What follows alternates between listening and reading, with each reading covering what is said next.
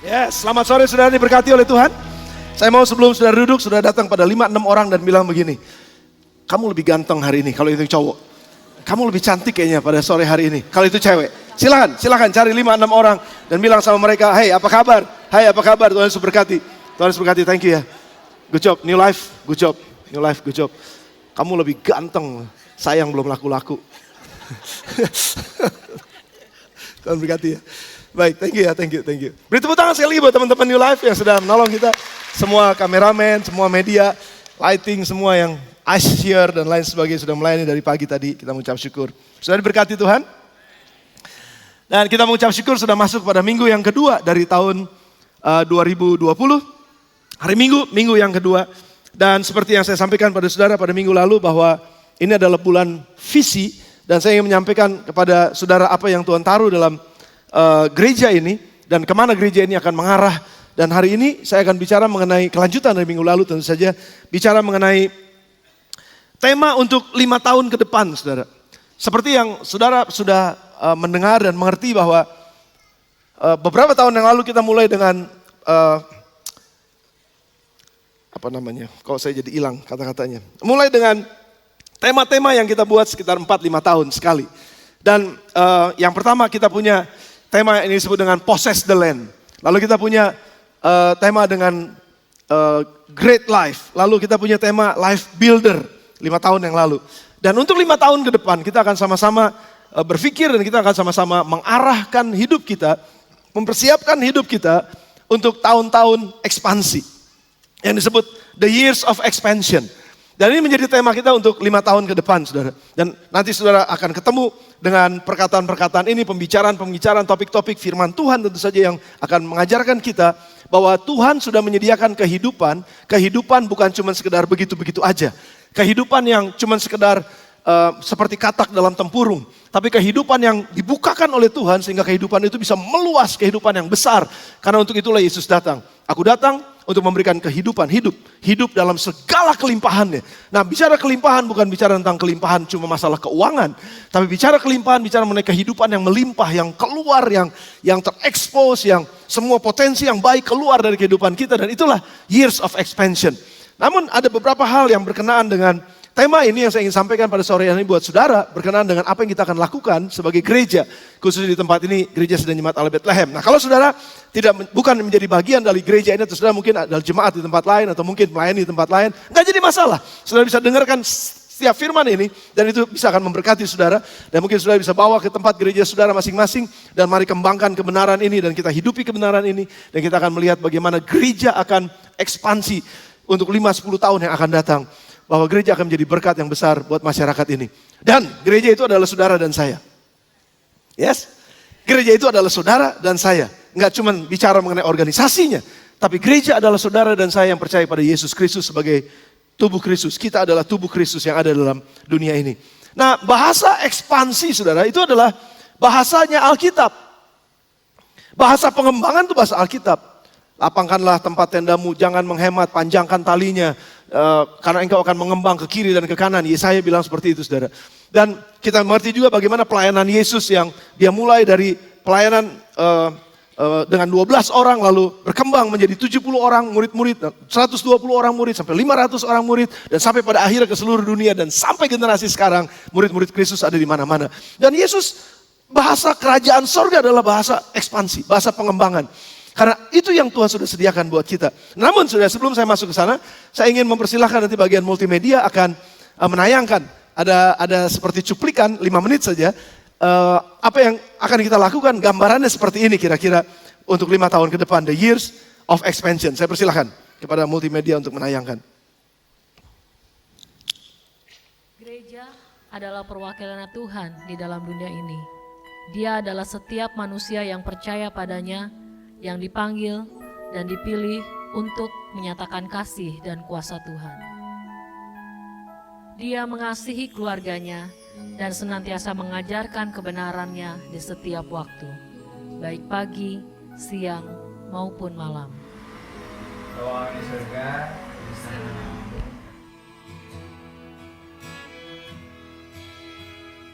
Dia memiliki hatinya Tuhan, yaitu hati yang mengasihi setiap manusia. Dia ingin semua manusia diselamatkan.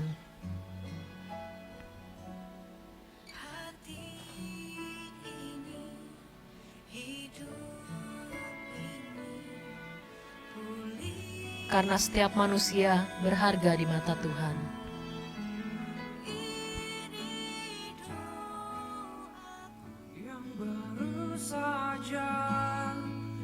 Dia berprestasi di dunianya dan mengerti bahwa ilmunya adalah untuk membangun sebuah generasi.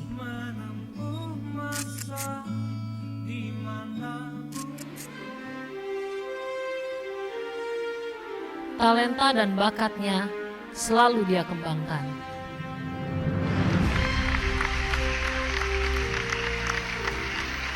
Pertama saya berterima kasih pada Tuhan Yesus Kristus dan juga saya mengucap syukur untuk talenta yang diberikan pada saya, dan saya yakin saya akan mengembangkan talenta ini lebih lagi agar bisa memberikan dampak lebih lagi pada orang banyak.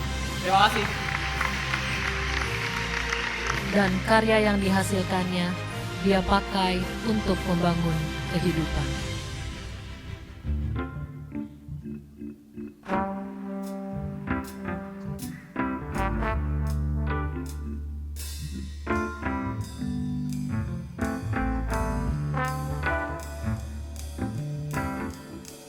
Dia adalah seorang yang rajin dan pekerja keras.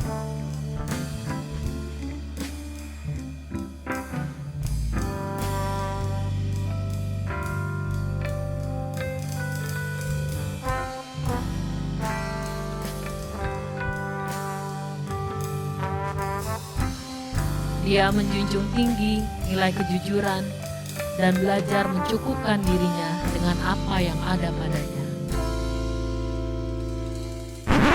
Hai guys, jadi akhir-akhir ini kan memang banyak banget nih berita-berita hoax, apalagi bohong, sana sini kan.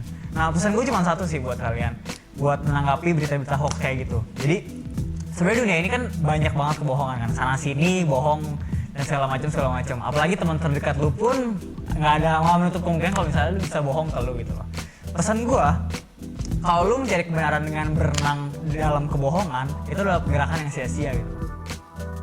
Pesan yang disampaikannya selalu positif dan penuh rasa optimis, karena dia percaya akan kebenaran Tuhan.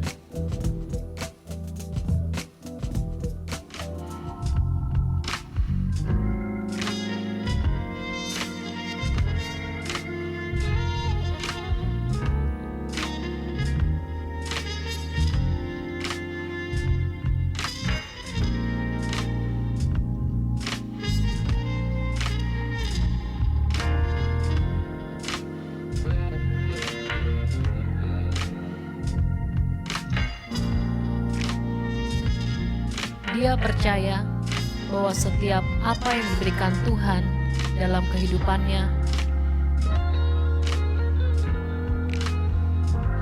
baik itu kekayaan ataupun sebuah kekuasaan,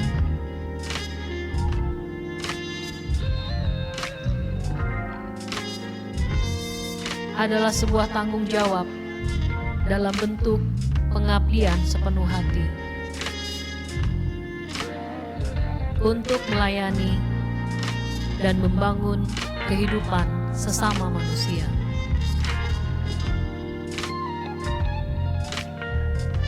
Kerinduan hati Tuhan adalah agar kabar baik, yaitu kebenarannya, semakin nyata dalam dunia kehidupan manusia, sehingga mereka dipulihkan dan diselamatkan.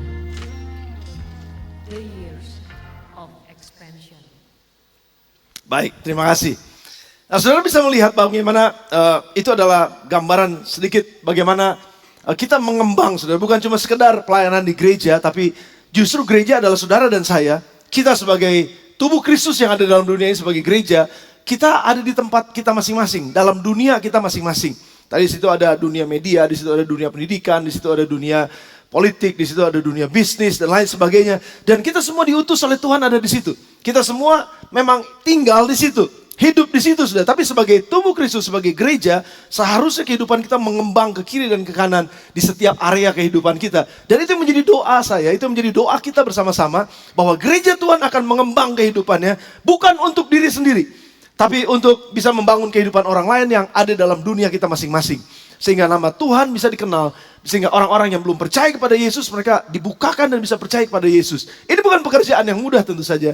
Ini bukan panggilan yang ecek-ecek begitu saja. Tetapi ini adalah panggilan yang serius, panggilan yang memang penuh dengan tantangan, penuh dengan tanggung jawab yang besar.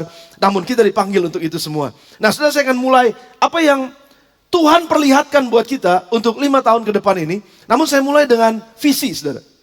Setiap orang kudu punya visi. Karena firman Tuhan sendiri katakan tanpa visi, tanpa pewahyuan, maka umatku binasa. Nah, apa sih visi? Kalau kita bicara tentang visi, visi itu adalah mengenai penglihatan yang jelas tentang masa depan dan perjalanan yang dilakukan untuk sampai ke sana. Jadi visi bukan cuma sekedar, oh saya bermimpi untuk jadi ini, saya bermimpi untuk mencapai ini, saya punya cita-cita untuk mendapatkan ini dan lain sebagainya. Tetapi waktu kita memiliki sebuah cita-cita, memiliki sebuah determinasi untuk melakukan sesuatu, punya gerakan panggilan dan bisa melihat apa yang akan terjadi di depan kita, maka dilanjutkan dengan perjalanan, perencanaan untuk bisa sampai ke tempat tersebut. Jadi bukan cuma sekedar mimpi di siang hari bolong, tetapi visi itu melihat sesuatu yang jelas di depan dan melakukan perjalanan yang tentu saja nggak gampang, tapi perjalanan untuk bisa sampai di sana, tiba di sana. Nah, visi tanpa perencanaan adalah ilusi. Visi tanpa pekerjaan atau kerja keras untuk mencapainya itu menjadi ilusi. Orang cuma mau gini doang, mau begitu, dapetin ini, dapetin itu dan lain sebagainya, tapi cuma menghayal gitu. Kalau enggak dengan perencanaan atau kerja keras. Dan saya menuliskan sebuah quotes juga ini, bahwa masa depan kita dimulai bukannya nanti, tapi masa depan kita dimulai itu sekarang. Dimulai dari dalam diri kita. Dimulai dari dalam diri kita. Seperti Pastor Jeffrey Rahmat sering sekali katakan bahwa masa depan kita itu bukan di depan kita. Masa depan kita itu ada di dalam kita. Jadi kitalah yang menciptakan masa depan itu. Bukan tergantung orang lain. Bukan orang lain yang menyediakan masa depan buat kita, enggak. Kita. Tuhan sudah ada di masa depan kita. Dan dia nunggu kita di masa depan kita. Tentu aja Tuhan ada di setiap masa. Tapi dia sudah ada di sana, saudara. Dan dia tunggu kita ada di sana. Cuman kita mesti melakukan. Kita udah dikasih lihat untuk jalan ke sana, tapi kita yang harus melangkah. Kita yang harus mengerjakan bagian kita. Tuhan akan menyertai kita. Berapa banyak di antara saudara dalam 5 tahun ke depan ini saudara merindukan bahwa kehidupan saudara jadi jauh lebih baik, katakan amin. Saudara jauh lebih langsing. Aminnya kenceng banget ya ibu-ibu ya. Saudara jauh lebih bijaksana. Saudara jauh lebih pinter. Saudara jauh lebih kreatif. Saudara itu namanya pengembangan, saudara. Dalam usaha, saudara mungkin yang tadinya punya 1 outlet, saudara jadi punya 2 outlet. Yang tadinya punya 1 angkot jadi, kalau bisa jangan nambah deh. Tadinya punya satu armada, sudah jadi punya beberapa armada. Misalnya saudara. Saudara mau seperti itu? Yang mau katakan amin, saudara. Nah, ya, kita memang punya visi dan ditaruhkan mungkin dalam hati kita sebuah visi untuk mengembang, untuk berkembang. Tetapi hanya punya kemauan saja untuk berkembang, bukannya berarti kita sudah langsung ada di sana. Saya kasih contoh buat saudara. Tadi saya paling suka dengan hal seperti ini. Misinya adalah saya mau hidup lebih sehat tahun 2020. Siapa yang mau? Lebih sehat tahun 2020. Mau ya saudara, saya juga mau. Bukan cuma sehat secara pribadi, secara jasmani, tapi sehat juga secara rohani, sehat secara jiwa, sehat dalam hubungan dengan satu dengan yang lain, dalam keluarga kah, dalam masyarakat di mana ya. Sehat, kita mau sehat. Tapi sekarang sehatnya dalam jasmani aja. Satu aja visinya. Sehat secara jasmani. Saya mau hidup lebih sehat di tahun 2020. Itu misinya. Mau hidup sehat di tahun 2020. Visinya apa? Visinya adalah yang pertama, nurunin berat badan 5 kilo. Nurunin berat badan 5 kilo. Nah, hanya karena saya punya misi untuk hidup lebih sehat, terus punya visinya, nurunin berat badan 5 kilo, nggak ujuk-ujuk turun 5 kilo. Nggak ujuk-ujuk. Saya mesti determinasi, saya harus hidup lebih sehat, 5 kilo dalam 1 tahun ini 5 kilo turunnya. Apa yang harus saya lakukan? Nah itu baru perencanaan. Dibuat perencanaan dan bukan cuma sekedar perencanaan, tapi dimulai pekerjaannya. Saya mesti mulai menuju ke arah sana. Saya mulai hidup sehat, saya mulai berkata tidak kepada makanan-makanan yang penuh dengan karbo dan lain sebagainya. Saya mulai setting 1 jam 1 hari olahraga, dan saya mulai setting teman-temanan sama orang-orang yang vegetarian misalnya. Wah, saudara, ada begitu banyak hal yang harus direncanakan dan kita berjalan menuju ke sana. Sehingga misi kita hidup lebih sehat tahun 2020 dan visinya turun 5 kilo pasti akan tercapai. Sudah bersama dengan saya? Oke, aman sampai di sini? Nah, sekarang saudara, minggu lalu saya sudah sampaikan. Saya sengaja nggak mau tayangkan, cuma saya dapat tayangan saudara dari teman-teman saya lupa di grup mana gitu di WA, karena WA banyak grupnya, mengenai perkataan Presiden Soeharto, mantan presiden kita yang lalu. Presiden Soeharto tuh ngomong tahun 1995 bulan November, nggak tahu di mana, tapi dia lagi duduk ngomong gitu, seperti biasa gaya ngomongnya itu kan kita selalu ingat, mungkin yang angkatan-angkatan saya masih ingat dan di atas saya maksudnya. Dia ngomong gini tahun 1995. Kita harus mempersiapkan anak-anak yang sekarang nih remaja, anak-anak kecil yang sekarang, anak-anak usia muda sekarang ini untuk tahun 2020 katanya. Kenapa? Karena tahun 2020 akan kejadian nih. Perdagangan bebas akan terjadi katanya. Barang-barang dari luar negeri masuk impor dan itu harganya kompetitif semuanya. Sehingga kalau kita tidak mempersiapkan anak-anak kita, yang sekarang ini nanti usianya sekitar usia 30, 40 tahun, itu menjadi usia produktif. Kalau mereka nggak dipersiapkan untuk jadi orang-orang yang cinta produk-produk Indonesia, cinta kepada, punya rasa nasionalisme yang tinggi, cinta kepada bangsa kita, maka pada tahun 2020 nanti, repot kenapa barang-barang Indonesia nggak ada yang beli. Itu dia ngomongnya 25 tahun yang lalu, saudara. Saya ngebayangin ini orang hebat banget, punya visi yang luar biasa. Tapi itu manusia biasa. Dan kalau saja itu diikuti oleh jajarannya waktu itu, misalnya kementerian dan apapun itu yang bagiannya, saya nggak tahu, nggak ngerti. Tapi kalaupun itu dilakukan oleh mereka, saya yakin 2020 ini orang-orang yang usianya dulu, anak-anak yang usia dulu mungkin masih remaja, masih kecil, sekarang ini adalah orang-orang yang sudah cukup dewasa. Dan harusnya nasionalismenya tinggi. Sudah bersama dengan saya? Tapi yang jadi masalah, saya nggak tahu, yang jadi masalahnya adalah apakah itu dilakukan atau tidak. Karena visinya udah jelas, udah ada. Dan banyak orang mungkin iya apa enggak, tapi itu kenyataannya sekarang terjadi. Nah pertanyaannya gini sekarang.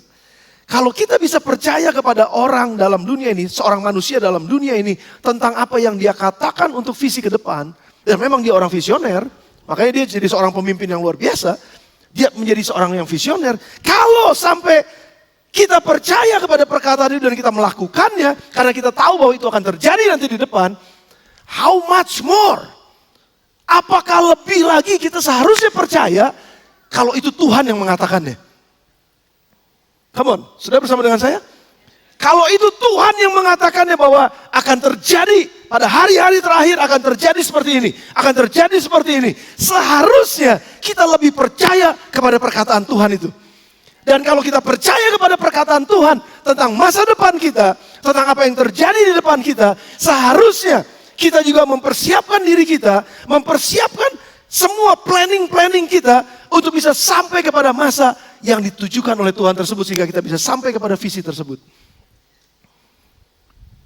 Nah, apa yang Tuhan katakan saudara, melalui firman Tuhan yang akan kita bahas dalam 20 menit ke depan ini, apa yang Tuhan katakan, ada 3 hal yang Tuhan katakan mengenai hari-hari terakhir.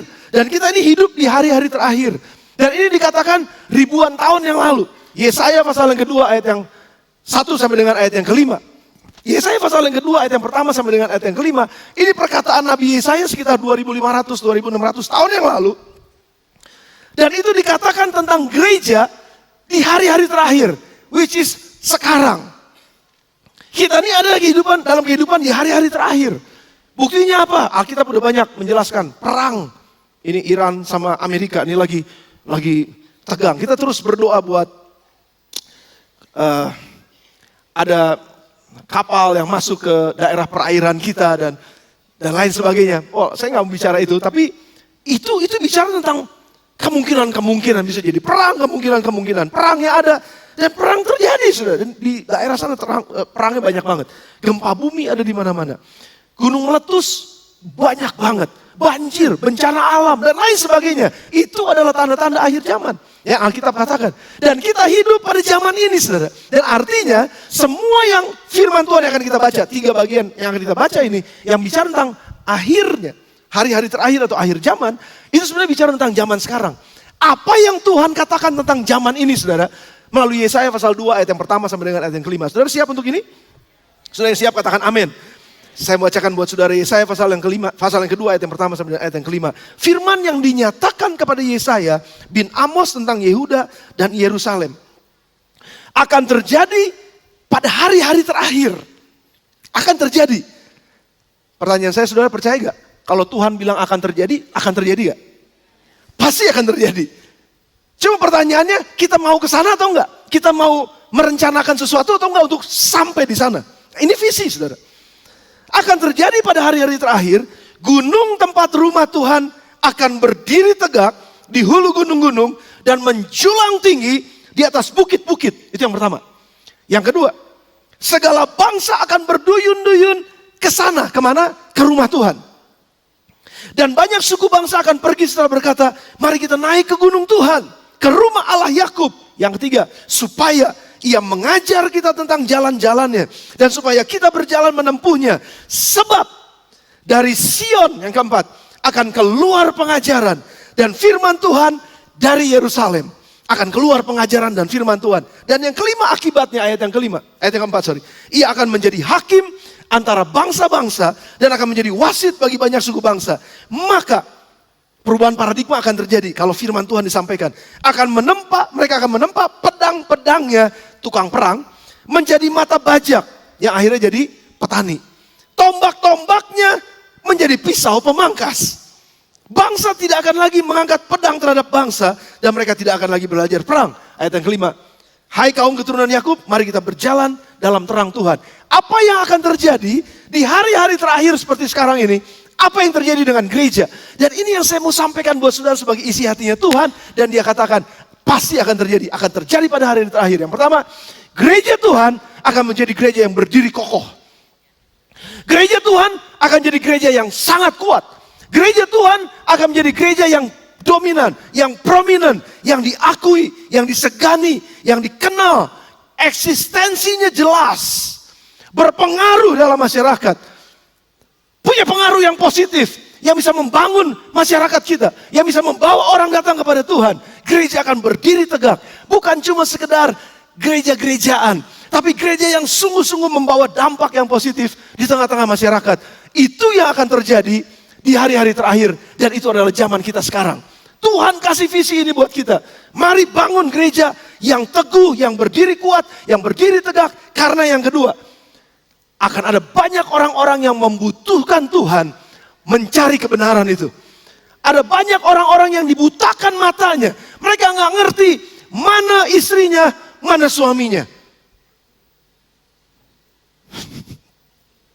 Kadang-kadang ada banyak orang seperti itu sekarang. Dia lupa sama itu istri orang.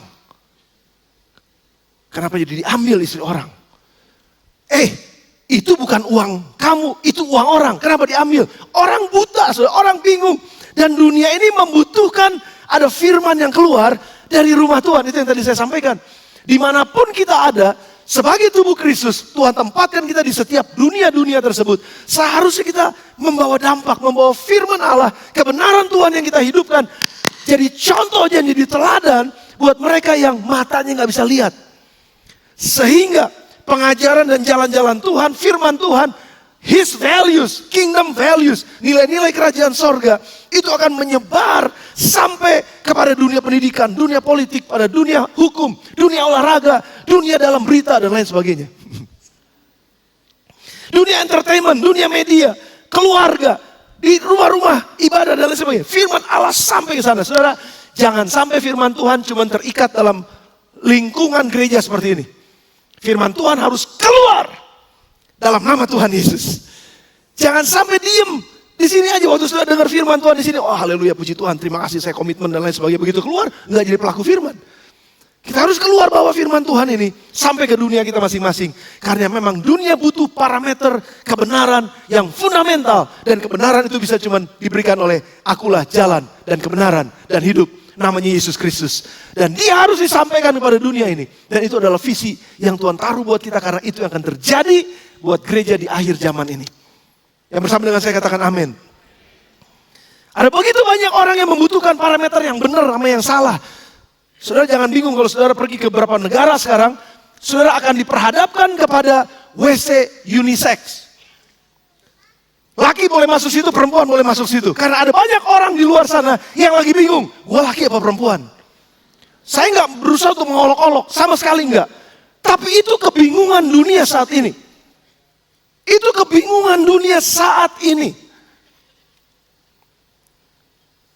Tapi gereja harus menjadi parameter. Ini yang benar. Dan kebenaran itu harus ditegakkan. Dan itu adalah tugas gereja. Dan gereja harus kuat ada di situ.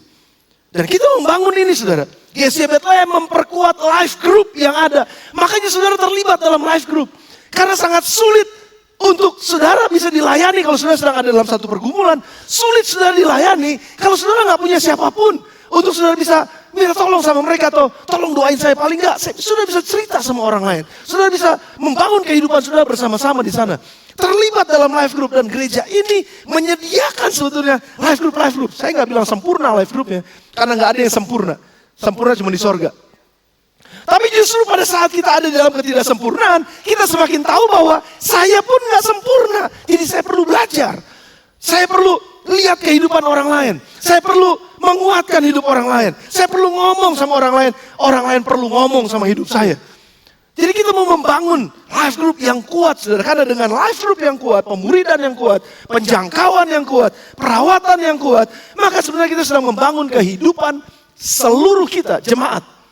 Untuk berkembang dalam karakter. Berkembang dalam intelektual. Berkembang dalam kerohanian.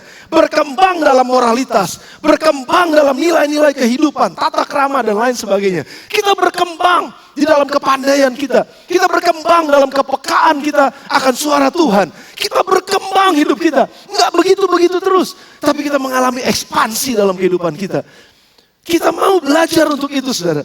Mempersiapkan karena akan berduyun-duyun datang orang banyak. Akan banyak orang masuk dalam rumah Tuhan. Kita mesti siapin fasilitasnya. Dan ini akan kita lakukan bersama-sama sebagai tubuh Kristus. Gereja di tempat ini ada banyak orang yang bilang, saya nggak ke gereja lagi, kenapa? Kejauhan rumah saya. Jadi susah buat saya kalau mau pergi. Oke, kita siapin tempat-tempat ibadah di tempat-tempat seperti itu. Siapin life group yang ada di sana. Dan itu yang akan kita bangun bersama-sama. Kita membangun kehidupan jemaat Bethlehem yang mengasihi dan dikasihi oleh Tuhan. Yang mengasihi dan dikasihi oleh manusia. Dan sekaligus menjadi seorang pribadi yang unggul di dalam bidangnya masing-masing. Kita mau bangun kehidupan itu saudara. Dan itu adalah visi yang Tuhan berikan buat kita. Jadilah kuat, menjadi gereja yang kuat, menjadi gereja yang berdampak, menjadi gereja yang pada akhirnya kita akan melihat ada begitu banyak orang-orang datang. Dan orang-orang bisa menyembah Tuhan, percaya pada Yesus dan diselamatkan. Firman Tuhan keluar. Karena dunia ini butuh parameter dan kebenaran-kebenaran Tuhan. Itu poin saya yang pertama. Apa yang Tuhan bicarakan mengenai pada hari-hari terakhir akan datang waktunya. Gereja Tuhan akan jadi gereja yang berdiri tegak kuat.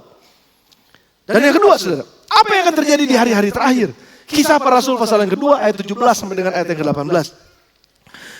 Akan terjadi pada hari-hari terakhir, demikian firman Allah, bahwa aku akan mencurahkan rohku ke atas semua manusia.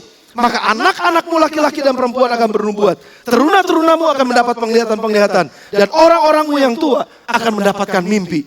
Juga ke atas hambaku laki-laki, hamba-hambaku laki-laki dan perempuan. Akan kucurahkan rohku pada hari-hari itu. Dan mereka akan bernubuat. Sehingga Tuhan akan melakukan mujizat ayat yang 19. Aku akan mengadakan mujizat-mujizat di atas, di langit. Dan tanda-tanda di bawah, di bumi. Saudara perhatikan saya. Yang kedua, pada hari-hari terakhir Tuhan kasih lihat visi ini buat kita melalui firman-Nya. Bahwa semua orang kata Tuhan, aku mau memenuhi semua orang dengan rohku yang kudus. Aku akan mencurahkan Roh Kudus. Saudara, ini nggak bicara tentang teologi Pentakosta. Ini bukan cuma sekedar buat orang Pentakosta, nggak cuma sekedar buat orang karismatik. Ini buat orang yang percaya bahwa Yesus Kristus adalah Tuhan. Termasuk buat semua aliran denominasi apapun dalam dunia ini. Jadi sekali lagi, walaupun GSC Bethlehem adalah gereja Pentakosta, tapi GSC Bethlehem percaya bahwa setiap orang percaya pada Yesus akan dipenuhi oleh Roh Kudus.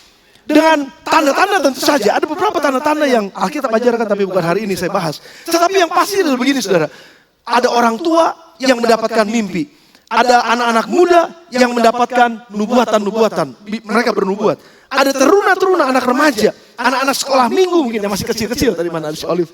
Anak-anak kecil, mereka dipenuhi oleh Roh Kudus sehingga mereka mempunyai penglihatan, mempunyai mimpi, menubuatkan hal-hal yang akan terjadi di masa yang akan datang. Artinya apa saudara? Orang-orang gereja Tuhan, rumah Tuhan, di akhir zaman ini akan menjadi orang-orang yang penuh dengan visi, yang penuh dengan mimpi. Bukan cuma sekedar mimpi atau visi yang kosong, tapi mimpi yang Tuhan berikan untuk menjadikan dunia ke depan menjadi lebih baik.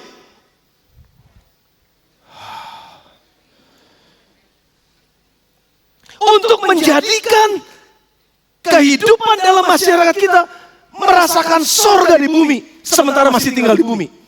Seperti doa kita sama-sama, datanglah kerajaanmu, jadilah kehendakmu di bumi seperti di sorga. Membutuhkan orang yang dipenuhi Roh Allah untuk bisa melihat itu semua dan mewujud nyatakannya. Dan itu adalah gereja Tuhan yang punya visi. Dan akhir zaman ini akan terjadi pada hari-hari terakhir. Ini akan terjadi saudara. Dengarkan saya. Dari tadi pagi saya sampaikan ini.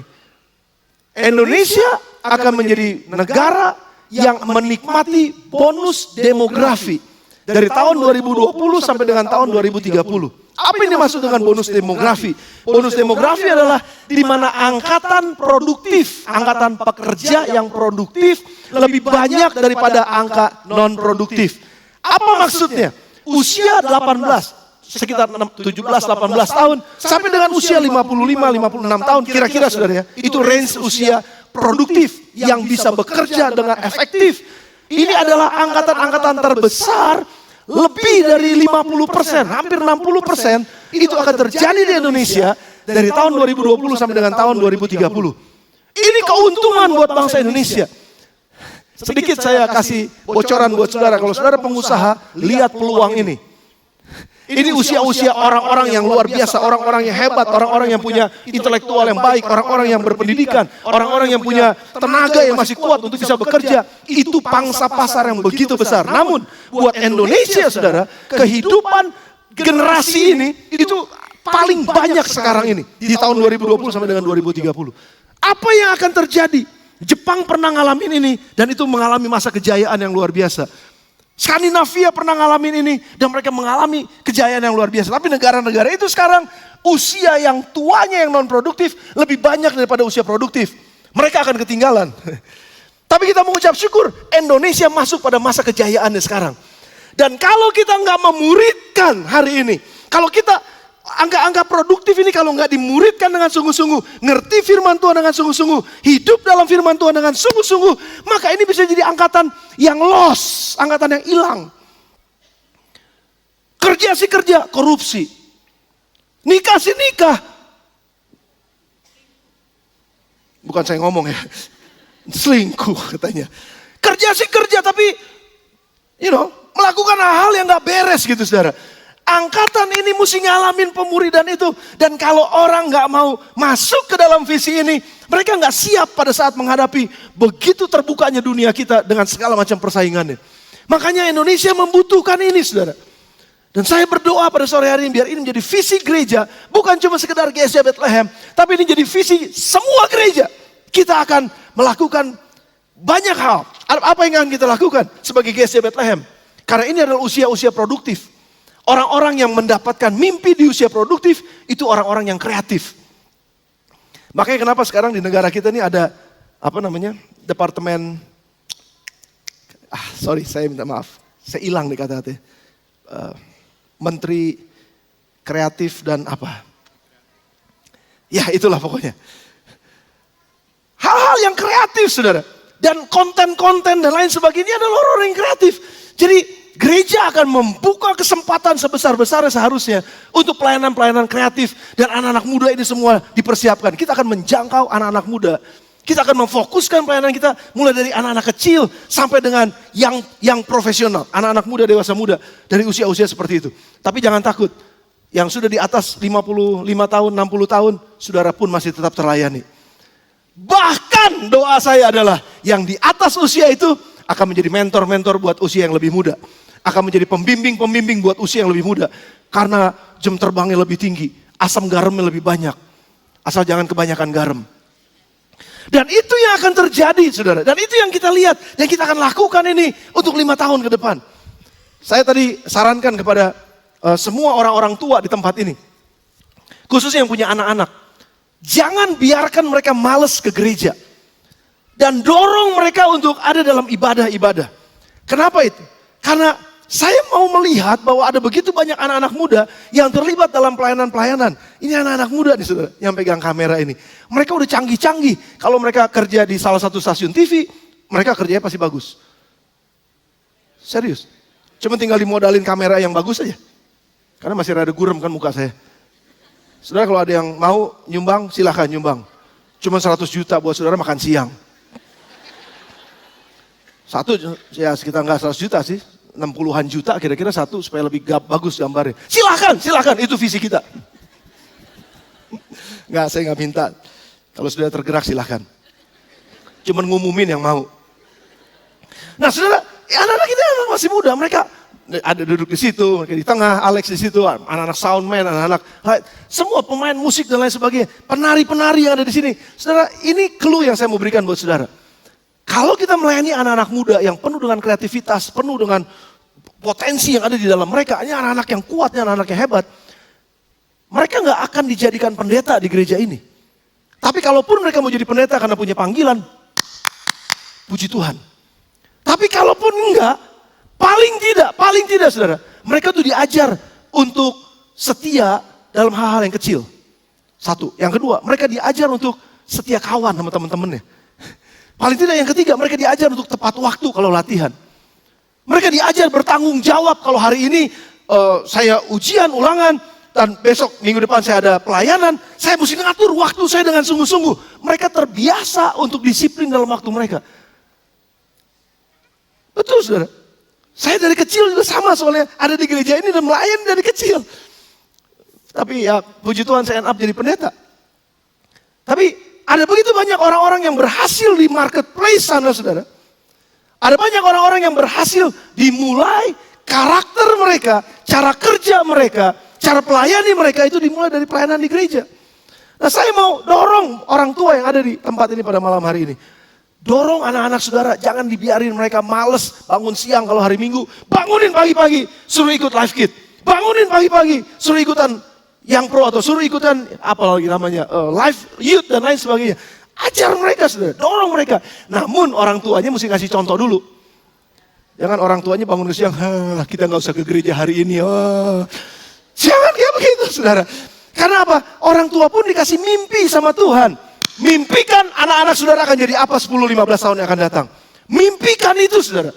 Jangan masa bodoh sama masa depan anak-anak saudara. Karena orang tua pun kalau dipenuhi Roh Kudus dan itu janji Tuhan, dia mau penuhi kita dengan Roh Kudus, maka orang tua akan mendapatkan mimpi-mimpi dan mereka bisa persiapkan masa depan anak-anak mereka menjadi anak-anak yang terbaik. Saudara bersama dengan saya? Dan pada akhirnya kalau ini terjadi saudara, mujizat demi mujizat akan terjadi. Hal-hal yang belum pernah terpikirkan, hal-hal yang gak mungkin tadinya terjadi, akan terjadi karena Tuhan melakukan pekerjaan ini di tengah-tengah orang-orang yang luar biasa. Namun ada tantangan yang ketiga saudara. Pada hari-hari terakhir gereja akan bertumbuh kuat. Pada hari-hari terakhir banyak orang datang ke dalam rumah Tuhan dan diajar oleh firman Tuhan. Pada hari-hari terakhir Roh Kudus akan dicurahkan dengan sedemikian luar biasa. Orang-orang jadi kreatif, punya mimpi, punya visi dan lain sebagainya. Tetapi di hari-hari terakhir juga ada tantangannya. Apa tantangannya saudara? Dan saya mau ngomongin dari firman Tuhan. 2 Timotius 3 ayat yang pertama sampai dengan ayat yang kelima. Firman Tuhan bilang begini. Ketahuilah bahwa pada hari-hari terakhir akan datang masa sukar. Sementara gereja bertumbuh, sementara Roh Kudus dicurahkan, masa sukar pun akan terjadi. Satu, manusia akan mencintai dirinya sendiri. Dua, akan menjadi hamba uang. Semua diukur sama uang. Mereka akan membual dan sombong, menyombongkan diri. Mereka akan menjadi pemfitnah. Mereka akan berontak terhadap orang tua. Dan tidak tahu berterima kasih, bokamguan. Tidak memperdulikan agama. Tidak tahu mengasihi. Tidak mau berdamai. Suka ngejelekin orang. Tidak dapat mengekang diri. Garang. Tidak suka yang baik. Suka mengkhianat. Nggak pikir panjang. So tahu. Lebih nuruti hawa nafsu daripada nuruti Allah. Ayat yang kelima. Ini yang mengejutkan, saudara. Secara lahiriah mereka menjalankan ibadah mereka. Ada di gereja, ada di kelenteng, mungkin ada di pura, ada di masjid, ada di mana-mana. Secara lahiriah mereka agamawi banget. Mereka sepertinya orang-orang religius. Mereka sepertinya adalah orang-orang yang punya agama dan agama jadi kayak segala-galanya gitu. Wah, hebat banget nih. Secara lahiriah mereka itu, tapi pada hakikatnya mereka memungkiri kekuatannya. Jauhilah mereka itu. Jangan jadi seperti itu, Paulus bilang. Saudaraku, sudah bisa melihat? Kenapa di tengah-tengah banyak orang yang beribadah kepada Tuhan, tapi in the same time, orang-orang kayak begini juga ada di situ. Dan yang paling repot adalah kalau orang yang mengasihi diri sendiri. Segala sesuatu diukur, saya apa? Buat saya apa? Untungnya buat saya apa? Saya dong, perhatiin saya dong. Semuanya saya. Sekali lagi, saya mau ngomong saudara. The biggest problem in the world is when the big I, me and myself is on the top. Itu masalah terbesar di dunia. Kalau saya harus selalu jadi nomor satu gitu. Saya mesti diperhatiin, saya mesti dikasih makan, saya mesti dirawat, saya mesti dibesukin, saya mesti diperhatiin, saya. Semuanya saya, gendutnya jadi saya. Saudaraku, orang-orang kayak begini, pada akhirnya apa? Mengasihani diri sendiri. Selalu ngerasa jadi korban. Kalau selalu jadi ngerasa jadi korban, apapun kebaikan orang lain, selalu dilihat jelek sama dia. Karena apa? Saya jadi korban. Semuanya saya, jadi hamba uang. Uang kalau dijadiin hamba, akan menjadi hamba yang baik karena bisa melayani kita. Tapi kalau uang dijadikan Tuhan, dia akan jadi Tuhan yang sangat jahat untuk menghancurkan hidup kita. Hati-hati saudara, jangan jadi hamba uang. Karena uang, keluarga bisa berantem dan pecah. Karena uang, itu bisa bunuh-bunuhan. Saudara. Karena uang, cinta akan uang. Membuat sombong dan lain sebagainya. Fitnah, hoax dan lain sebagainya. Saudaraku, ini terjadi di masyarakat kita sekarang. Dan ini udah dikatakan oleh firman Tuhan. Now, what is supposed to be done? Apa yang harus kita lakukan? Apa yang harus kita lakukan kalau ngelihat ini semua, saudara? Sementara gereja bertumbuh, Roh Kudus dicurahkan. Tapi in the same time, karakter-karakter manusia seperti ini pun ada di situ. Jangan lihat kiri kanan. Bukan orang yang di sebelah saudara. Saudara ngomong sama sebelahnya, emang kamu masuk yang di situ bukan? Enggak. Saudaraku, perhatikan, saya tutup dengan ini, kita akan ambil bagian dalam perjamuan kudus. Kalau itu semua terjadi, maka udah benar bahwa gereja kita akan melakukan pemuridan. Dan memang itu adalah perintah Tuhan. Kita mesti memuridkan diri kita dengan firman Tuhan. Kita mesti mencintai diri kita berdasarkan firman Tuhan. Kita mesti membangun pikiran kita, membangun roh kita dengan kebenaran firman Tuhan. Makanya berikanlah dirimu untuk dimuridkan. Dibaptis dalam nama Bapa, Putra, dan Roh Kudus. Dan setelah itu berikan dirimu duduk di bawah kaki rasul-rasul. Untuk belajar sesuatu dari firman Tuhan dan hidupi firman Tuhan itu. Itu yang akan kita lakukan. 5 tahun ke depan fokus kita akan ada di sana semua, saudara. Kenapa? Karena ini akibatnya kalau kita tidak melakukan ini. Kalau kita tidak berjalan dalam visi ini. Matius 7 ayat 21 sampai dengan ayat yang ke-23. Dan saya tutup dengan ayat ini. Matius 7 ayat 21 sampai dengan ayat yang ke-23. Bukan setiap orang yang berseru kepadaku, Tuhan, Tuhan, akan masuk ke dalam kerajaan sorga. Melainkan dia, baca bersama dengan saya, 1, 2, 3. Melainkan dia yang melakukan kehendak Bapakku yang di sorga. Karena pada hari terakhir, banyak orang berseru kepadaku. Mungkin di gereja, mungkin di masjid, mungkin di pura, mungkin di chapel, mungkin di mana sudah. Banyak orang berseru kepadaku pada hari terakhir. Ini firman Tuhan. Tuhan, Tuhan, bukankah kami bernubuat demi namamu? Waduh, ini kalau dalam konteks kekristenan, saudara, bernubuat, yang biasa suka nubuat atau kubuat atau lu buat, itu biasanya orang Pentakosta. Saya berani ngomong ini karena saya orang Pentakosta. Tapi jangan sampai ini kejadian, saudara. Mengusir setan demi namamu. Setan takut sama dia. Lebih serem dari setan soalnya. Ngusir setan demi namamu. Mengadakan banyak mujizat demi namamu. Ini orang karismatik nih. Jangan-jangan. Tapi pada waktu itulah aku akan berterus terang kepada mereka dan berkata, aku gak pernah kenal kamu. Enyahlah daripadaku, kamu sekalian pembuat kejahatan. Kok Tuhan bilang orang yang berseru Tuhan, Tuhan adalah pembuat kejahatan. Kenapa itu terjadi? Karena dia gak melakukan firman Tuhan. Karena dia gak tunduk dalam pemuridan di atas firman Tuhan. Kenapa gereja kita mau melakukan ini? Karena saya gak mau, kita semua gak mau. Sementara kita nanti ketemu sama Tuhan setelah begitu banyak hal yang kita lakukan dalam pelayanan, begitu banyak hal, kita kasih perpuluhan, kita kasih persembahan, kita kasih seed of faith, kita membangun gereja dan lain sebagainya. Tapi pada waktu yang bersamaan Tuhan bilang gini, gua gak kenal lo, aku gak kenal kamu, pergi daripada aku. Itu menyakitkan, dan daripada kita melihat hal itu kejadian di kemudian hari, lebih baik kita melakukan apa yang Tuhan mau untuk kita lakukan. Beri dirimu untuk dibaptiskan, beri dirimu untuk dimuridkan, beri dirimu untuk tergabung dalam komunitas-komunitas, dan kita membangun gereja Tuhan menjadi berkat buat orang-orang yang ada di sekeliling kita. Keluar membawa firman Tuhan, menjadi pelaku firman. Mari saya mengundang hamba-hamba Tuhan yang biasa melayani pekerjaan Tuhan dan melayani perjamuan maksud saya, untuk maju ke depan. Ya, kita akan persiapkan diri kita akan persiapkan roh kita, terima apa yang Tuhan sudah persembahkan buat kita. Dengan satu komitmen, sementara sudah persiapkan diri. Tetap fokus sama firman ini. Sementara saudara ambil roti dan air anggur yang melambangkan tubuh dan darah Yesus.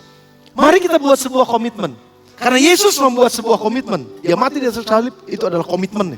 Supaya apa, saudara?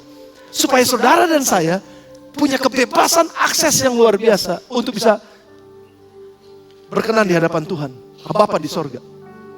Dan dia mau supaya berita keselamatan, orang-orang yang gak bisa lihat keselamatan, orang-orang yang tertutup matanya, buta karena dosa yang menutupi mereka, itu dilepaskan dalam nama Yesus. Melalui setiap apa yang kita kerjakan, melalui setiap apa yang kita katakan, melalui setiap apa yang kita lakukan di sekeliling kita, dalam dunia kita masing-masing. Tuhan dengan tubuhnya dipecahkan. Setiap orang yang ambil bagian dalam, menerima bagian dalam tubuhnya, menerima darahnya, berkomunitas dengan Dia, dengan Yesus, dan disebut tubuh Kristus. Dan tubuh itu harus dipecahkan. Tubuh itu harus diberikan kepada dunia. Demikian dengan kita. Waktu kita ambil bagian dalam makan roti dan minum air anggur ini, kita sebenarnya sedang mengingat bahwa kita adalah tubuh Kristus. Yesus sudah lakukan ini buat kita, sehingga kita saat ini punya komitmen untuk memecahkan tubuh Kristus yang ada di sini. Keluar ke daerah kita masing-masing, ke dunia kita masing-masing. Dipecahkan ke sana. Dan kita akan menjadi dampak berkat di setiap dunia kita masing-masing. Sudah bersama dengan saya? Mari buat komitmen bersama-sama setelah saudara mengambil bagian dalam perjamuan kudus. Saya persilakan singers menaikkan satu pujian ini. Dan saudara tundukkan kepala saudara, tutup mata saudara, dan datang pada Tuhan. Terima bagian dalam perjamuan sebagai komitmen kita untuk melakukan firman Tuhan dalam nama Yesus. Amin. Membentuk hidupku sesuai dengan rencanamu. Kau mengenal hatiku, Kau tahu kekuranganku. Betapa besar kasih-Mu di setiap nafas hidupku, setiap tawa dan tangisku. Kau selalu